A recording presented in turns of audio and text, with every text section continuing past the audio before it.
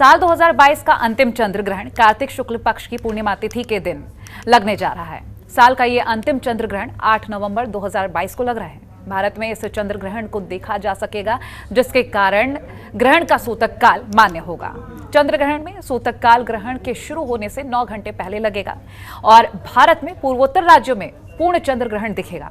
भारत के अलावा ये चंद्र ग्रहण अमेरिका, ऑस्ट्रेलिया, एशिया और पैसिफिक में दिखाई देगा। ये चंद्र ग्रहण कार्तिक पूर्णिमा पर देव दीपावली की तिथि पर लगेगा। आपको ये बता दें कि 25 अक्टूबर को लगा साल का आखिरी सूर्य ग्रहण भी दिवाली के अगले दिन पर कार्तिक अमावस्या की तिथि पर ही लगा था। भारत में ये चंद्र ग्रहण शाम होते ही दिखने लगेगा। तो ऐसे में हम बात करेंगे कि चर्चा करेंगे कि चंद्र ग्रहण का समय क्या होगा, सूतक काल का समय क्या होगा, चंद्र ग्रहण का किन राशियों पर क्या असर होगा, किन बातों का खास ख्याल रखना चाहिए। देव दीपावली ग्रहण के कारण एक दिन पहले मनाई जा रही है, तो ऐसे में किस तरह मां लक्ष्मी की पूजा करें। गर्भवती महिलाएं दल में तुलसी पत्ता में होता है, लेकिन तुलसी उस समय नहीं तोड़ना चाहिए। सूतक काल में तुलसी बिल्कुल नहीं तोड़नी चाहिए। सूतक काल में तुलसी तोड़ने से दिक्कत हो जाएगी, वो माना जाएगा। तो सूतक काल से पहले तुलसी तोड़ करके और मंत्र जाप कीजिए। करना नहीं, गर्भवती महिला को विशेष रूप से ध्यान देना चाहिए। गर्भवती महिला को घर से निकलना नहीं चाहिए, नहीं तो ये नकारात्मक किरणें जो है उनके मतलब कि संतान पर भी पड़ सकता है। और नुकीले चीजों का प्रयोग तो बिल्कुल ही नहीं करना चाहिए। कैंची, चाकू, छुरी इत्यादि चीजों का प्रयोग तो बिल्कुल ही नहीं करना चाहिए। इन चीजों का और कोई सुई धागा इत्यादि चीजों का प्रयोग नहीं करना चाहिए। किसी के लिए गलत दान का भी बहुत, चूंकि उस दिन कार्तिक पूर्णिमा भी है, देव दीपावली भी है। तो अब आप कहेंगे कि देव दीपावली एक दिन पहले बनारसी में चूंकि 8 तारीख को ग्रहण लग रहा है और देव दीपावली मतलब 7 तारीख को मनाया जाएगा, तो देव दीपावली भी है। तो इसलिए जितनी पूजा करेंगे, दान करेंगे, तपस्या कर, और ग्रहण में जो कपड़ा पहन करके पूजा किए हैं, ग्रहण का उग्रास जो है 6:18 पे है। तो कोशिश करना चाहिए कि जो कपड़ा पहन के हम ग्रहण में रहे वही कपड़ा पहन करके फिर से स्नान कर ले कपड़ा के साथ ही, और उसके बाद पूरे घर में गंगाजल का छिड़काव करना चाहिए। और उसके बाद सारी चीज को खाना है वो ग्रहण में 6:18 के बाद ही खाना पानी या लघु संख्या दीर्घ संख्या कोई भी कार्य जो होता है वो 6:18 के बाद ही करे तो बहुत अच्छा है। जहां तक बात रही देव दीपावली की भी बात थोड़ा सा कर लेता हूं कि देव दीपावली भी उस दिन है, देवों का दीपावली है। आप जानते हैं कि देव उठावनी एकादशी से प्रारंभ होता है, भगवान विष्णु को जगाया जाता है और ये 5 दिन का भीष्म पंचक भी कहा जाता है। तो जो देव दीपावली जो है वो क्यों मनाया गया था? भगवान जब देवासुर संग्राम होता था, देवताओं में और राक्षसों में संग्राम होता था, तो देवताओं की गद्दी जाने लगी थी। तो भगवान भोले शंकर, भगवान शिव ने त्रिपुरासुर नामक राक्षस का वध किया था इसी दिन।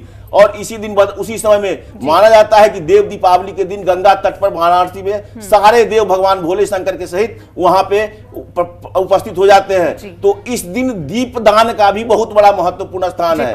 दीप दान करने से भी माना जाता है कि पितरों की शांति जो है और घर में सुख समृद्धि की जो वृद्धि होती है, तो ये सब चीज होती है। तो आशा है कि आप लोग ग्रहण का जरूर पालन करें। ग्रहण में कोई चीज खाए नहीं, मनसा जाप जरूर करते रहे, चाहे जिस भगवान की पूजा करते हो।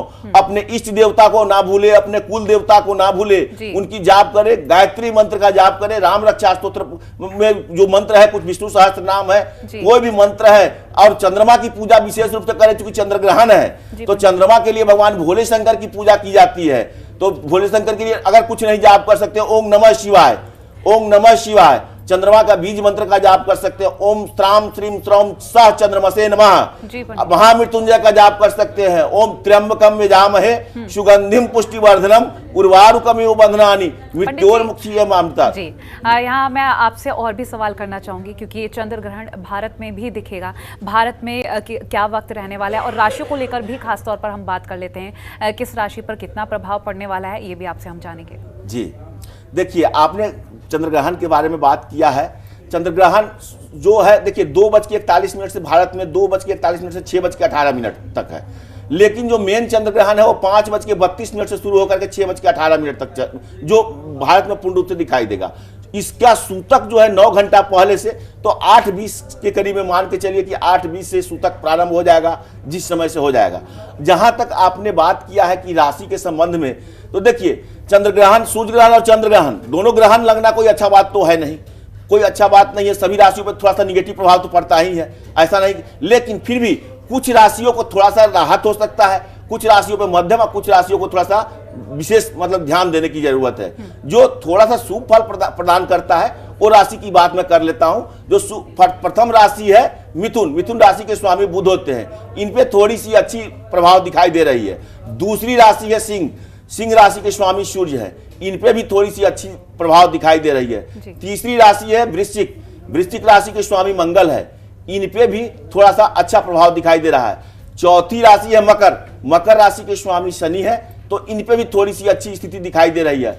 और पांचवी राशि है कुंभ, कुंभ राशि के स्वामी भी शनि है, इन पे भी थोड़ी सी अच्छी स्थिति दिखाई दे रही है। अब कहेंगे उन लोगों को सावधान रहने की जरूरत है, तो प्रथम राशि है मेष, मेष राशि का स्वामी मंगल है, इनको थोड़ा सावधान रहने की जरूरत है। दूसरी राशि है कर्क, कर्क राशि का स्वामी स्वयं चंद्रमा है, तो इनको भी थोड़ी सी सावधान रहने की जरूरत है। तीसरी राशि है तुला, तो तुला राशि वाले के स्वामी जो होते हैं शुक्र होते हैं, इनको भी थोड़ी सावधानी रखने की जरूरत है। और अंतिम राशि जो इसका है मीन, मीन राशि के स्वामी गुरु होते हैं, तो इनको भी थोड़ी सी सावधानी रखने की जरूरत है। जहां तक बात रही वृष राशि की, मतलब कि वृषभ राशि की जो बात हुई है, वृषभ राशि और धनु राशि की जो बात हुई है, और कन्या राशि को, ये तीन राशि है वृषभ, कन्या और धनु, इन राशियों पे मिला जुला मध्यम रूप से इसका परिणाम सामने देखने को मिल रहा है। जी जी पंडित जी, अब गंगा स्नान को लेकर भी हम जान लेते हैं, क्योंकि बहुत पावन माना जाता है, तो गंगा स्नान का कितना महत्व है ये आपसे हम जानेंगे। देखिए, गंगा स्नान पवित्र नदियों में स्नान से होता है कि पाप सब धुल जाता है, और उस समय नकारात्मक जब ग्रहण होती है तो नकारात्मक ऊर्जाएं फैलती रहती है। क्यों हम तुलसी दल और पूसा को खाद्य में रखते हैं और खाना उस समय नहीं बनाते हैं, खाना उस समय नहीं खाते हैं, और तरल पदार्थ में सब कुछ रख देते हैं?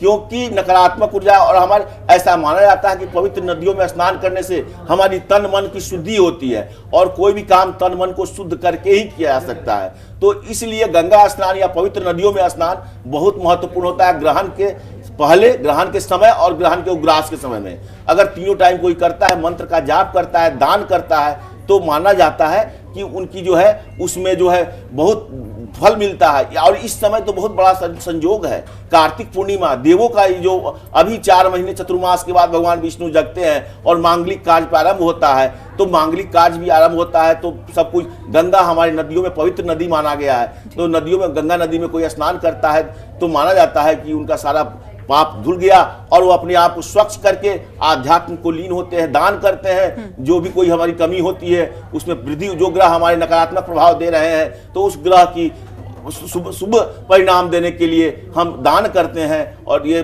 सब लोग, इसमें दान का भी उतना ही महत्वपूर्ण स्थान है जितना कि आप स्नान का कह रहे हैं। तो जो इस दिन कार्तिक पूर्णिमा के दिन गंगा या कोई पवित्र नदी में स्नान करके किसी मतलब कि जो जिनको जरूरी है, जिनको जरूरी है उनको दान करें, ब्राह्मण को भी, मंदिर में भी, और जो असहाय है उनको दान करेंगे, तो ग्रहों का जो नकारात्मक प्रभाव है आपके ऊपर वो शुभ फल देने लगेगा।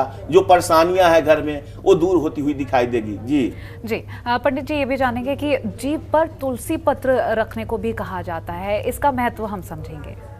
देखिए, तुलसी आपने कहा, अब जब तुलसी पत्र की बात करते हैं तो आप थोड़ी सी चर्चा अगर आप कहें तो तुलसी है क्या, मैं इसके बारे में चर्चा कर लेता हूँ। देखिए, एक समय राक्षस हुआ करती थी, राक्षस कुल में वृंदा नाम की लड़की, मतलब लड़की की जन्म हुआ था। मैं संक्षिप्त में ही कहूंगा तो कोई समय अभाव के कारण ज्यादा नहीं कर सकता। तो वृंदा नाम की जो एक लड़की थी जो राक्षस कुल में जन्म ली थी, तो उनका समुद्र मंथन में जो उनका जालंधर नामक राक्षस से विवाह हुआ था, जो कि बहुत ही शक्तिशाली थे, और वो किसी से परास्त नहीं हो सकते थे, और देवताओं से युद्ध होने लगा। जब युद्ध को जाने लगे तो वृंदा की शादी हुई थी जालंधर से, तो वृंदा यज्ञ पे बैठ गई और कही कि पति जब तक आप नहीं लौटेंगे तब तक मैं यज्ञ पे बैठी रहूंगी। और ये निश्चित था कि जब तक वो जग पे बैठी रहती जालंधर को कोई हरा नहीं सकता था। तो सारे देवताओं में त्राहिमाम मच गया, सब सारे देवता भगवान विष्णु के पास पहुंचे।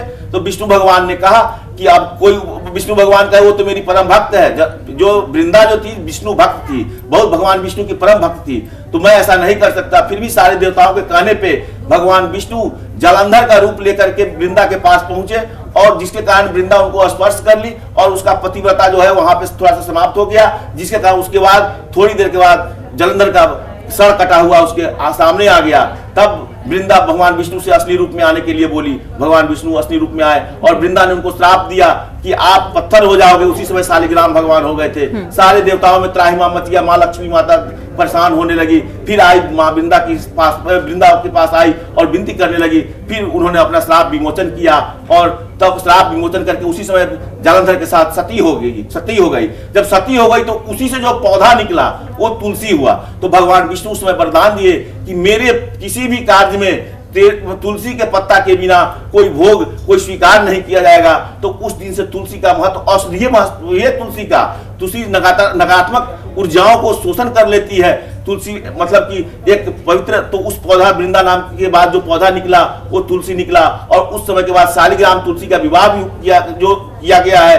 दीपा मतलब करने के बाद तो जो देव उठावन एकादशी को शादी भी किया जाता है। तो उसके बाद से ही ये माना जाता है कि तुलसी के पत्ता को मुंह में रखा जाता है, चबाया नहीं जाता है, निगला जाता है। उससे कोई नकारात्मक ऊर्जाएं भी आपके घर में है, आप पे कोई किया कराया भी है, आपका टोटका भी है, तो भी तुलसी के पत्ता को कहा जाता है सुबह खाली पेट गोला बना करके खाइए और ऊपर से पानी पीजिए। तो तुलसी उतनी ही शुद्ध है और भगवान विष्णु की अति प्रिय है। जी पंडित जी, साथ ही अब हम ये भी जानेंगे, जो भोजन बनाया जाता है, कहते हैं सूतक लगने से सूतक खत्म होने तक, यानी कि पूरा ग्रहण का जो वक्त है वो उस बीच खाना ना तो बनाना चाहिए ना खाना चाहिए। इसके बारे में हम जानेंगे, लेकिन यहाँ पर वक्त हो चला एक छोटे से ब्रेक के बाद लौटेंगे तो इसका जवाब जानेंगे।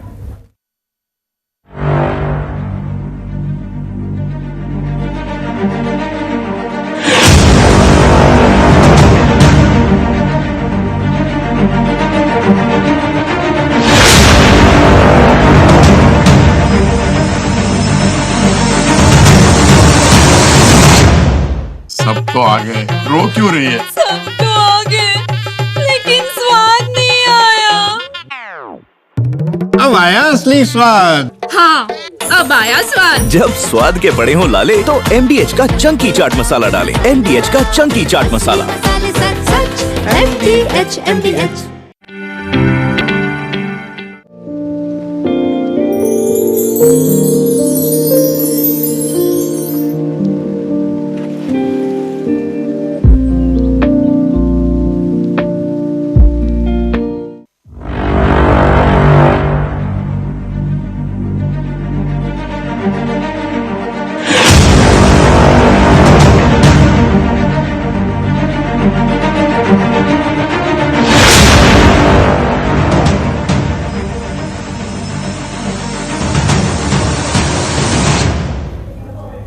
ब्रेक के बाद एक बार फिर से स्वागत है आपका। तो हमारे साथ स्टूडियो में मौजूद हैं ज्योतिष राजीव पाठक जी।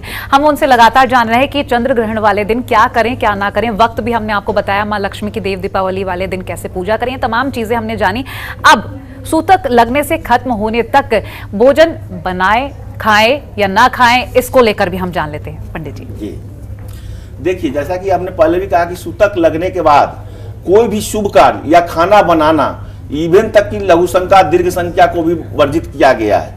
कोई भी कार्य सिर्फ और सिर्फ मनसा जाप करना ही उस समय में बेहद लोकप्रिय माने बहुत अच्छा माना गया है। और उस समय मंत्र जो मनसा जाप करते हैं उसका जो है बहुत अधिक प्रभाव पड़ता है और बहुत अधिक फायदा, कितने उसमें वृद्धि होती है और बहुत अच्छा फायदा करता है। जहां तक बोला है, जब सारे शुभ कार्य मंदिर के कपाट बंद हो जाते हैं सूतक लगने के बाद, और ये माना जाता है कि निगेटिव एनर्जी, जब चंद्र ग्रहण है, चंद्र ग्रहण क्या है, चंद्र या सूर्य ग्रहण क्या है, राहु और केतु का प्रभाव उस पर होता है। तो उस समय उसके मतलब कि निगेटिव चीजों से बचने के लिए ही हम खाना ना बनाते हैं ना खाते हैं। इसका वैज्ञानिक रीजन भी है। तो ये इसलिए उसमें तुलसी का पत्ता, जो हमारा दूध है, दही है, घी है या कोई तरल पदार्थ है, खाना तो जो खाना बनता है उसको शाम में जाकर उग्रास के बाद किसी गाय को खिला देते हैं। कोशिश करना चाहिए कि उस समय जो है निगेटिव एनर्जी बहुत रहती है, जिसका प्रभाव हमारे खाना पर, जो खाना खाते हैं उस शरीर के अंदर जाता है और उस समय कोई भी शुभ कार्य नहीं होता है। इवन तक कि मंदिर का कपाट, मंदिर को, मूर्ति को छूना भी नहीं चाहिए, कुछ नहीं करना चाहिए। अतः कोशिश करना चाहिए कि सूतक लगने के बाद खास करके 5:32 से लेकर 6:18 तक सिर्फ मंत्र जाप स्नान के अलावा कोई कार्य ना करें। और खाना तो 8, अब बूढ़े वृद्ध और बच्चे इत्यादि थोड़ा सा मतलब कुछ देख सकते हैं, उनको थोड़ा सा भगवान भी रिलैक्सेशन दिए हुए हैं। और खास करके गर्भवती महिला तो घर से बाहर ना निकले इस ग्रहण के दौरान, क्योंकि उनके पलने वाले बच्चे पर असर पड़ सकता है। और झाड़ू, चाकू, छुरी, कांटेदार मतलब कोई भी चीज, सुई, धागा इत्यादि का प्रयोग ना करना बहुत अच्छा है। और ग्रहण के समय तो वैसे कोई चीज खाना ही नहीं चाहिए, खास करके तामसिक चीज तो बिल्कुल ही नहीं घर में प्रयोग होना चाहिए। तो और तरल पदार्थ जो है यह ध्यान रखे, तुलसी दल, तुलसी पत्ता या कुसा दोनों ही है कि उस निगेटिव एनर्जी को खत्म कर सकता है, नकारात्मक प्रभाव किरणें को खत्म कर सकता है। कोशिश करें कि जो हमारा तरल पदार्थ है, पानी तक, इवन तक कि आपके घर में पानी है तो पानी में भी तुलसी पत्ता, कुश इत्यादि रख दे। और खाना जब उग्रास हो जाए, स्नान ध्यान करके पूरे घर को गंगाजल से छिड़काव करने के बाद, स्नान करने के बाद तब खाना बनाए और खाना खाएं तो ये ज्यादा ही अच्छा होगा। जी पंडित जी, मंदिर के कपाट बंद किए जाते हैं और जैसा कि आपने कहा कि हर जगह गंगा जल का छिड़काव किया जाता है, मंदिर के कपाट बंद किए जाते हैं। ये भी सुना गया है कि साइंटिफिक रीज़न है कि कुछ रेज होती हैं तो हर चीज़ को इसलिए ढककर ऐसे रखा जाता है। तो जो हमारे शास्त्रों के अनुसार कारण है वो भी जानेंगे और गंगा जल को जो छिड़का जाता है उसके बारे में महत्व जानेंगे। देखिए, आप जानते हैं कि सबसे पवित्र नदी गंगा जल है। गंगा जल को हमारे सनातन धर्म में बहुत ही पवित्र नदी, क्योंकि ये स्वयं भगवान शंकर के जटा से निकलती है गंगा, ये भी बात है। और एक बात इसका साइंटिफिक रीजन भी है कि आप और जल को रख दीजिए और गंगा जल को कहीं पे रख दीजिए, गंगा जल आपको खराब नहीं होता है। ये प्रत्यक्ष है, ये प्रमाण है कि गंगा जी का जल जो है बहुत ही शुभ और मतलब की होता है। तो गंगा जल से और जानते हैं, और एक और चीज से नकारात्मक ऊर्जा खत्म होता है। गंगाजल तो है ही, गंगाजल इसलिए कहते हैं कि गंगा का नदी का जल है। गोमूत्र भी उतना ही प्रभावकारी होता है नकारात्मक ऊर्जाओं को हटाने के लिए। क्योंकि अभी 15 दिन के अंदर दूसरा ग्रहण लग रहा है, एक दो ग्रहण कंटिन्यू सही नहीं है। तो इस सब चीज के लिए, नकारात्मक चीजों को खत्म करने के लिए गंगा जी का जल या गोमूत्र इस चीज से छिड़काव कर, लेकिन गंगा जल ज्यादा है कि उससे शुद्ध हो जाएगा, आपके घर पवित्र हो जाएंगे। और क्या होता था पहले, जो होता था गाय के गोबर से नीपा जाता था पहले के जमाना में, आप देखती होंगी। लेकिन अब सब जगह गाय के गोबर उपलब्ध नहीं है, शहरों में लोग फ्लैटों में और सब जगह पे रहते हैं, अब सब जगह गाय का गोबर का उपयोग नहीं किया जाता। तो कम से कम गंगा जल का तो उपयोग किया जाए। यहाँ पे गाय के गोबर सबको उपलब्ध नहीं होता है, तो गंगा जल के उपयोग करने से वो माना शुद्ध हो जाता है। तुलसी के पत्ता डालने से वो नकारात्मक ऊर्जाएं खत्म होती है। और तब आप उसके बाद पूजा पाठ जो करते हैं, लक्ष्मी जी की, भोले शंकर की पूजा कीजिए, क्योंकि आज भगवान भोले शंकर की भी पूजा की जाती है, भगवान विष्णु और माता लक्ष्मी की तो पूजा की ही जाती है। तो इन लोग, चूंकि चंद्र ग्रहण है तो ओम नमः शिवाय गायत्री मंत्र का जाप जितना करेंगे आपको उतना ही फायदा मिलेगा। जी पंडित जी, हम जैसे लोग जो वर्किंग लोग होते हैं, ग्रहण हो या फिर कोई भी दिन हो, बाहर निकलना ही होता है, ट्रैवल भी करना होता है, तो हम जैसे लोगों के लिए क्या उपाय है चंद्र ग्रहण से बचने के लिए? हाँ, आपके जैसे हम जैसे लोग जो काम करते हैं उनके लिए आपने चर्चा किया है, तो उनके लिए चर्चा ये करना है कि देखिए संयम रखें। सबसे बड़ी चीज है कि कोशिश करें कि कम से कम 5:32 से 6:18 जो मेन चंद्र ग्रहण का टाइम है, जो चंद्र ग्रहण का भारत में जो टाइम है, उस समय में कोशिश करें ना लघु शंका, ना दीर्घ शंका, ना कुछ खाना, ना कुछ पीना, और मनसा जाप। ठीक है, कर्म ही पूजा है, हम काम करते हैं, काम करना चाहिए, काम करेंगे तभी सब कुछ होगा। और जिस समय खाली है कोई एक मंत्र का जाप करते रहे, मन से ही भगवान को ध्यान करते रहें, कोशिश करें। और 8:20 के बाद ना ले तो बहुत अच्छा है, सूतक लगने के बाद अगर कुछ नहीं लेते हैं तो ज्यादा अच्छा है। लेकिन खास करके 5:32 से लेकर 6:18 के बीच में कोशिश करें, कुछ समय जहां भी रहें तो उस समय ना कुछ खाए, ना कुछ पिए, ना लघु शंका, ना दीर्घ शंका, और मनसा जाप। मनसा जाप जो भगवान को आप नहीं कुछ आता है, श्री राम जय राम जय जय राम, श्री राम जय राम जय जय राम, कुछ भी जो मंत्र, राम राम करते रहिए, सीता राम करते रहिए। कोई अपने इष्ट देव को याद कीजिए, आपके घर में कोई न कोई आपके इष्ट देव होंगे, आपने पूछिए, आपके कुल देवी या कुल देवता होंगे, उनको याद कीजिए। ये चीज बहुत ही महत्वपूर्ण स्थान रखेगा। और भगवान विष्णु का, माता लक्ष्मी का ध्यान कीजिए, भगवान भोले शंकर का ध्यान कीजिए, तो ये चीज आपके लिए अच्छा, जो कार्य करते हैं उनके लिए बहुत अच्छे अच्छा रहेगा जी। पंडित जी, देव दीपावली पर माँ लक्ष्मी की जब पूजा करते हैं, आपने शुरुआत में बताया, लेकिन उनके जो हम थाल सजाते हैं, क्या क्या महत्वपूर्ण चीजें उसमें होना चाहिए, किस किस से माँ लक्ष्मी प्रसन्न हो सकती हैं, उस थाल में क्या सजाना चाहिए? देखिए, अब आपने कहा है कि थाल में पहले तो हम क्या करते हैं कि हल्दी से और जल से जो है स्वास्तिक का बना लेते हैं, रंगोली बना स्वास्तिक थाली में स्वास्तिक बनाने के बाद श्री मतलब यंत्र, लक्ष्मी यंत्र या जो भी यंत्र है उसको स्थापित करते हैं। उसमें तो पीला मतलब कि कपड़ा डालते हैं, पीला फूल, पीला माने जो केसर भी डाला जाता है, घी का दिया जो है वो भी डाला जाता है। ये भी माना जाता है कि घी का दिया डाले, और घी का दिया डाल करके माने जो पीला माँ भगवान विष्णु और माँ लक्ष्मी को जो प्रिय है, पीला चीज ज्यादा प्रिय है, तो ये सब चीज रख करके, तो ये भगवान का मंत्र जो बहुत है, ओम महालक्ष्मी नमः का भी जाप कर सकते हैं। ओम श्रीं ह्रीं श्रीं ओम महालक्ष्मी नमः का, ओम श्रीं ह्रीं श्रीं जो कमलालय प्रसीद प्रसीद श्रीं ह्रीं श्रीं ओम महालक्ष्मी नमः का भी जाप कर सकते हैं। तो मंत्र का तो बहुत है, और मंत्र का जाप करते करते माँ लक्ष्मी की तो डेली पूजा लोग करते हैं। कहने को तो श्री सूक्तम का भी जाप होता है, कनकधारा स्तोत्रम का भी पाठ होता है, बहुत सारा है, मंत्र की कोई कमी नहीं है। जिनको जो अच्छा लगे ओम महालक्ष्मी नमः माता का जाप करे, पूजा करे, और पीला प्रसाद, पीला चीज चढ़ाए, वो ज्यादा उनको प्रिय है। माता को भगवान विष्णु को पीला चीज प्रिय है, तो जो भगवान विष्णु को प्रिय है वही माता लक्ष्मी जी को अच्छा लगेगा, क्योंकि उनके पति है। तो ये सब चीज करने से माँ लक्ष्मी खुश होती है। माना जाता है कि उस दिन आप आटे का दिया बना लीजिए, और आटे के दिया में घी डाल दीजिए, और उसमें 7 लौंग डाल करके उस जलाइए, तो आपकी मनोकामनाएं भी कहीं ना कहीं पूर्ण होती है। माता माना जाता है कि माँ लक्ष्मी को पीला वस्त्र चढ़ा दीजिए, तो ये भी बहुत बड़ा चीज है, ये माने बहुत अच्छी चीज है। ध्यान से पूजा, देखिए भगवान भाव के भूखे हैं, भगवान को प्रेम से। और एक बात जान लीजिए, सारे पूजा करने के बाद हमसे और हमारे परिवार से ये जरूर कहना है कि हमसे या हमारे परिवार से जाने अनजाने में कोई गलती हुई हो तो उसे क्षमा करेंगे। इसके लिए माता लक्ष्मी को ये भी कह सकते हैं, अपराध सहस्त्राणि क्रियन्ते अहर्निशं मया दासमति मांग मत्वा क्षमस्व परमेश्वरी आह्वानं न जानामि विसर्जनं पूजां चैव न जानामि क्षम्यतां परमेश्वरी मंत्रहीनं क्रियाहीनं भक्तिहीनं सुरेश्वरी यद पूजितं मया देवी परिपूर्णं तदस्तु में। क्योंकि हम लोग परिपूर्ण नहीं है, और हम लोग जो है अपने मन से पूजा किए हैं, और हमारे परिवार से जाने अनजाने में समस्त देव को सामने में कोई भी गलती हुई हो क्षमा करेंगे। हम लोग पे, हमारे परिवार पे कृपा बनाए रखेंगे जी। चलिए पंडित जी, बहुत शुक्रिया हमारे साथ स्टूडियो में ये खास जानकारी साझा करने के लिए, और हमारे दर्शकों को ये महत्वपूर्ण तथ्य बताने के लिए कि चंद्र ग्रहण पर क्या करें क्या ना करें, देव दीपावली पर क्या करना है और क्या नहीं करना है, किस तरह से माँ को प्रसन्न करना है।